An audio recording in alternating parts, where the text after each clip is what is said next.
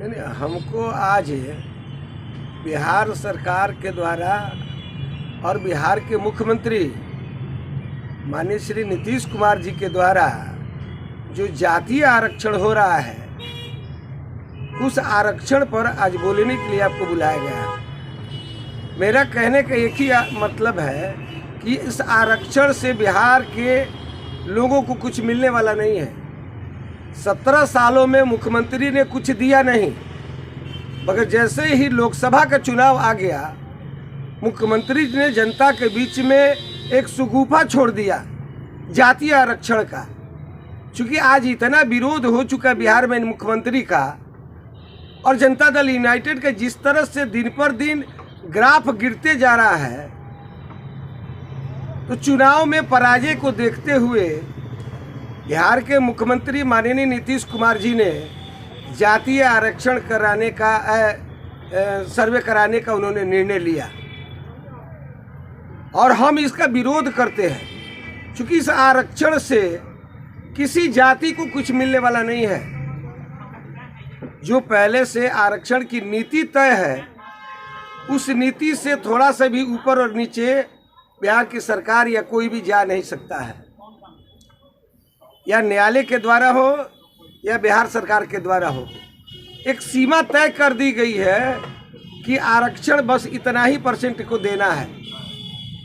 बिहार में नीतीश की सरकार है, इसलिए बिहार में चैन सुकून से लोग हैं, लोगों का कहना है। आप क्या कहते हैं इस पर? नहीं, हम देखिए उसमें टीका टिप्पणी नहीं करेंगे। जब तक भारतीय जनता पार्टी के सहयोग से उनकी सरकार थी, ये आपकी बात में सत्यता उसी समय थी। आज बिहार में पुनः जंगल राज आ चुका है। ऐसा नहीं है कि हम सत्ता में नहीं है तो जंगल राज आ गया है, क्योंकि जिसके साथ वो आए हैं, जंगल राज देने का कार्य उन लोगों के द्वारा दिया गया है। लेकिन आज देखा जाए कि आपकी भी जो पार्टी है वो केंद्र सरकार में सत्ता में तो है ना, वो भी केंद्र की सत्ता में तो हम आज भी हैं जी, कल भी थे और भविष्य में भी रहेंगे। ये मेरा कहना नहीं है, क्योंकि जनता का यही डिमांड है कि माननीय प्रधानमंत्री जी का जो कार्यकाल रहा है विगत 8 सालों में, कि वह बिल्कुल ऐतिहासिक कार्य रहा है। लेकिन नीतीश कुमार दावा करते हैं कि बिहार में जो नीतीश सरकार जब से रही है, बिहार में बहुत सारे चीज़ों का विकास हुआ है। विभिन्न प्रकार के जो देखा जाए, रोड से लेकर बिजली तक सारी चीज़ों में पहले की तुलना में बहुत ज़्यादा विकास हुआ है। इस पर क्या आपकी नज़र रहेगा? बिहार में जो विकास हुआ जब आरजेडी के साथ थे, उस विकास को निकाल लीजिए, और जितना दिन हमारे साथ थे उस विकास को देख लीजिए। कहीं ना कहीं तकलीफ था, तभी तो बीजेपी छोड़ के भाग के आए, नहीं तो वो तो गए। नहीं, नीतीश कुमार जो है ना, सत्ता के लोभी व्यक्ति हैं। उनको प्रतिष्ठा से मतलब नहीं है, बिहार के 15 करोड़ जनता से मतलब नहीं है, उनको अपने सत्ता से मतलब है। लोगों का कहना है कि सत्ता से मतलब नहीं है, जातीय समीकरण से मतलब है, क्योंकि बीजेपी केवल एक जाति को लेकर चलती है और जैसे जदयू है वो सारी जाति को, आरजेडी सारी जाति को लेकर चलती है। श्रीमान, मेरा जो हम एक विचारधारा के साथ रहते हैं और हमने दिया है कि सबका साथ और सबका विकास, और हम सबका साथ और सबका विकास ही लेकर आज तक चलते आए हैं। हमारे कथनी और करनी में कहीं कोई अंतर नहीं है। तो फिर जैसे कि ये जाति गणना कर रहे हैं, ये तो फिर इसमें आपको प्रॉब्लम कहाँ आ रही है, जो जाति का इन्होंने गिनती चालू कराया है? तो ये पंडित जी हैं, हम वैश्य हैं, आप मुसलमान हैं, हमको बता दीजिए जातीय जनगणना से आपको क्या लाभ मिलने वाला है? इससे तो पता चलेगा ना कि जैसे कि तुरहा जाति के जो है वो इतने हैं, जो आबादी है, एक जो भी बिरादर है ना, जायसवाल है तो वो इतने हैं। एक तरह से ये एक जानकारी हो जाएगी, जैसे कि सुप्रीम कोर्ट, माननीय सुप्रीम कोर्ट ने अभी नहीं, हमने आपका बातों का समर्थन किया, जानकारी तो हो जाएगी जी, हम आपके समर्थन में, जानकारी हो जाएगी। लाभ क्या मिलेगा? सर, उस आधार पर योजना बनाया जाएगा। 50,000 करोड़ रुपया खर्चा हो रहा है बिहार सरकार का। अगर इस पैसे को आप विकास में लगाते, उन गरीबों के ऊपर खर्चा करते, तो एक बात बन जाती। जातीय जनगणना से उस जाति को क्या मिलने वाला है? जो आरक्षण की नीति तय है उससे हट के नीतीश कुमार जी तो अलग से कोई जातीय जनगणना करा के नहीं दे सकते हैं। उससे लाभ वो सिर्फ राजनीतिक लाभ है, चुनावी लाभ है, इसके अलावा आम जनता को उससे कोई लाभ होने वाला नहीं। एक बात और कि जैसे कि आपके साथ थे तो ठीक है, कोई बात नहीं, लेकिन आपके साथ नहीं है, उन बातों को अलग हम हटा देते हैं। लेकिन एक बात और आपसे पूछते हैं कि आए दिन सिवान में, जैसे कि अभी अभी माननीय मुख्यमंत्री जी आए, उसके आने के एक दिन पहले भी सिवान में गोली चला एक पत्रकार के ऊपर, फिर उनके जाने के बाद अंदर में गोली चला, मतलब आए दिन ये गोली चल रहा है, इसके बारे में आप क्या राय देंगे? ये तो सरकार की सीधा कुव्यवस्था है कि हम थे तो प्रशासन को पकड़ में लेके चलते थे, प्रशासन और पब्लिक हमसे खुश थी। आज हम नहीं है, हमारे नहीं रहने का मलाल नहीं है, हम नहीं है इसका मलाल हमें नहीं है। आप जिसके साथ हैं कम से कम प्रशासन पर, उनकी जिनके साथ हैं जो 15 साल तक बिहार में जंगल राज उन्होंने पैदा किया, व्यक्ति का कोई कीमत नहीं था, जान का कोई कीमत नहीं था लालू यादव के राज में, उसी व्यक्ति के साथ आप हैं। मुझे कोई गिलवा शिकवा नहीं है। अगर किसी के साथ गठबंधन करके सरकार चला रहे हैं तो कम से कम प्रशासन पर अपना पकड़ तो बना के रखिए। तो चलिए एक सवाल बनता है सर, जैसे कि आप अभी बात कर रहे थे पार्टी की, तो आपका जो पार्टी का जो यहाँ के जो सांसद जी है माननीय कविता सिंह जी, कभी भी मीडिया के एक सेकंड लोकसभा का चुनाव 2024 में आने वाला, उसको लेकर सभी पार्टियां, सभी उम्मीदवार अपने अपने क्षेत्र में काम करें, लेकिन बीजेपी का देखा जा रहा है सीमान में चेहरा भी सुनिश्चित नहीं किया गया। आपको क्या लगता है आपके उम्मीदवार कौन से हो सकते हैं? नहीं, हमारे यहाँ उम्मीदवार कोई भी हो सकता है, हमारे यहाँ गारंटी नहीं। जो कार्य करेगा टिकट उसी को मिलेगा, जिससे जनता चाहेगी हम टिकट उसी को हमारी पार्टी देती आप है। किसे चाहते हैं? इससे पहले मान लीजिए गठबंधन की सरकार थी तो जेडीयू और भाजपा आप लोग मिल गए, वो कविता सिंह को लड़वाए तो चुनाव जीते भी हैं, सांसद भी बने। अभी आपकी कोई है आपका कोई पसंद कैंडिडेट? सुनिए, बिल्कुल पसंद है। मेरे करे मतलब कविता सिंह हमारी कैंडिडेट नहीं थी, ना हमारी दल की थी। उस समय माननीय नीतीश कुमार जी से मेरा गठबंधन था, और गठबंधन के थ्रू ये सीट जो है ना जदयू को चला गया था, और जदयू जनता दल यूनाइटेड की प्रत्याशी थी कविता सिंह जी। तो गठबंधन के नाते हम लोगों ने एड़ी चोटी करके तनमन धन से उनको विजय बनाने का यहाँ काम किया है। हाल ही में चुनाव हुआ है चेयरमैन, उप चेयरमैन, वार्ड पार्षदों का, तो सुनने में ये भी आ रहा है कि माननीय सुप्रीम कोर्ट का जैसे कि एक तारीख पड़ा है 20 तारीख, और इस 20 तारीख को लेके तमाम उम्मीदवार जिनको एक उम्मीदें हैं और जो लोग जीते हैं, इन लोगों के जैसे कि खबर मिला इन लोगों को कि रद्द हो सकता है। आप कितना इसके पक्ष में हैं?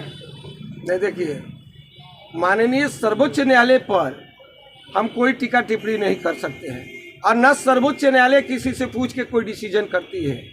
सर्वोच्च न्यायालय के मन में जो होगा वो अपने कानून के मुताबिक वो फैसला करेगी। आप क्या चाहते हैं? आपके मन में क्या है? आपकी भी एक देखिए, हमारे मन का एक ही चीज़ है कि अगर आपको आरक्षण देना है तो किसी एक सीट पर ही दीजिएगा, या तो अध्यक्ष पर दीजिए या उपाध्यक्ष पर दीजिए।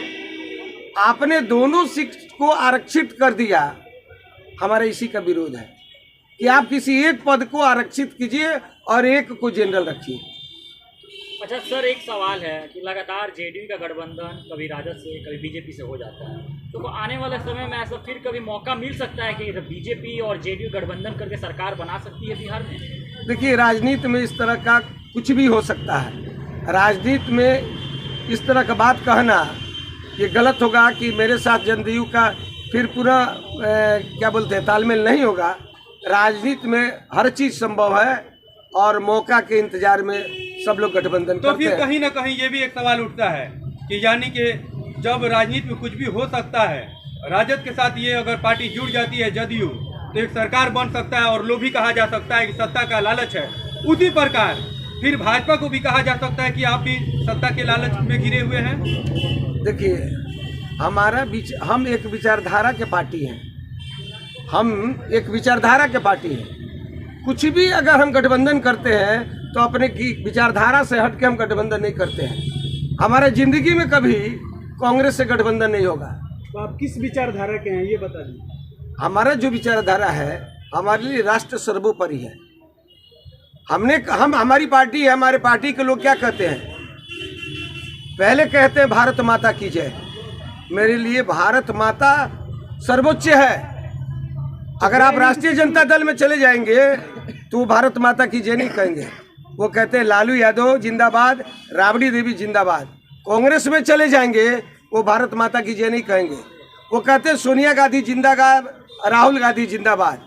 आप समाजवादी पार्टी में चले जाएंगे तो वो कहते हैं मुलायम सिंह जिंदाबाद, अखिलेश यादव जिंदाबाद। आपके कहने के अनुसार ये हुआ कि जो लोग भारत माता की जय नहीं बोलते वो भारत माता से प्यार ऐसा नहीं करते। कुछ नहीं है, राष्ट्र मेरे लिए सर्वोपरि है।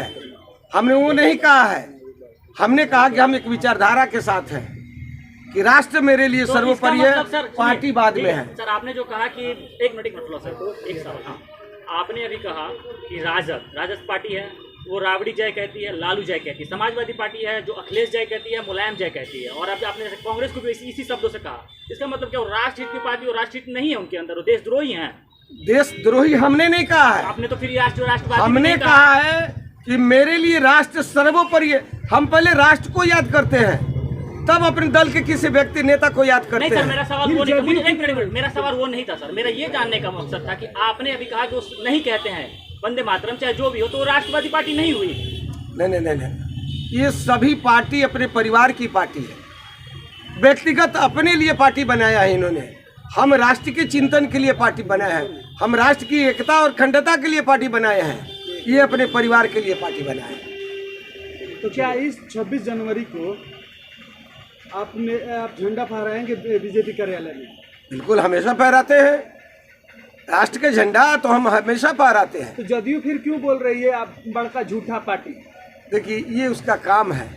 जब मेरे साथ रहती है तो वो तो एक बार भी नहीं बोलती है कि भारतीय जनता पार्टी झूठा पार्टी है, और जैसे ही हमारे गठबंधन से अलग होती है वो भारतीय जनता पार्टी को झूठा पार्टी कहने लगते हैं। 2024 चुनाव के लिए आपका क्या समीकरण है सर, जिलावारी उपाध्यक्ष होने के नाते? देखिए, मेरा समीकरण, ये तो दल के जो राष्ट्रीय स्तर के नेता हैं वो तय करेंगे कि हमारी पार्टी का गठबंधन किन के साथ होगा। चलिए, अंतिम सवाल ये माना जाए कि आप अभी विपक्ष में हैं, तो सवाल एक बनता है कि सिवान में आए दिन क्राइम होता रहा है, लेकिन इस पे आप लोग का क्या स्टैंड है? आप तो विपक्ष में, आपको सवाल उठाना चाहिए, सरकार से पूछना चाहिए, क्या स्टैंड लिया अभी तक आपने? बिल्कुल, हम सवाल उठाते हैं जी, ऐसा नहीं कि सवाल नहीं उठाते हैं। शुरू से हम आज सत्ता में हैं, मगर भारतीय जनसंघ के ज़माने से लेकर और भारतीय जनता पार्टी की तक, जब तक हम सत्ता में नहीं थे, हम जनता का हर चीज़ का आवाज़ उठाते थे, धरना प्रदर्शन करते थे। चूँकि आज भी करते हैं, ऐसा कुछ नहीं कि हम जनता से किनारे हैं। जनता के हर मांगों का हम विरोध करते हैं और सरकार का विरोध करते हैं और जनता के साथ हमेशा रहते हैं। अंत में क्या कहेंगे इस वीडियो के माध्यम से सिवानवासियों के लिए? सिवानवासियों को रिपब्लिक डे भी आ रहा है, 9 वर्ष की हार्दिक शुभकामना देते हैं और आने वाले गणतंत्र दिवस के अवसर पर 26 जनवरी के इस शुभ अवसर पर सिवान की जनता को, तमाम मीडिया के लोगों को और जिला प्रशासन को हम बहुत बहुत बधाई देते हैं।